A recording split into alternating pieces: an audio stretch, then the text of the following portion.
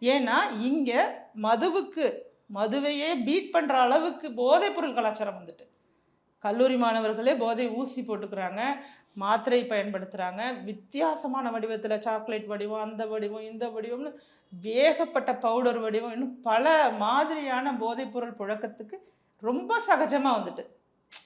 அது விக்ஸ் மாத்திரை மாதிரி நம்ம விக்ஸ் போட்டுக்கிற மாரி அந்த அளவுக்கு வந்து இன்னைக்கு வந்து இந்த பொருள்லாம் போதைப் பொருள் புழக்கம் வந்துட்டு. அப்ப எந்த குற்றம் புரிந்தாலும் அந்த அவர போய் நீங்க விசாரிச்சு பார்த்தீங்கன்னா, இன்னைக்கு மதுவுக்கு ஈக்குவலா கஞ்சா போதை பயன்படுத்துறவங்களும் குற்ற செயல்கள்ல ஈடுபடுறாங்க. இப்ப எல்லாத்தையுமே பார்க்க வேண்டியதா இருக்கு. நீங்க போதை இல்லா தமிழகத்த உருவாக்குறது ஒவ்வொருத்தரோட கடமையா நெனச்சு, ஏதாவது ஒண்ணு நம்ம இதுக்குன்னு ஒரு பெரிய இயக்கமோ, புரட்சியோ ஏற்படுத்தி தான் இன்றைய இளைஞர்களையும், இன்றைய போதைக்கு அடிமையானவர்களையும் மீட்க முடியும். இதில் அரசாங்கத்தோட பங்களிப்பு அப்படிங்கிறது உண்மையானதாக இருக்கணும்.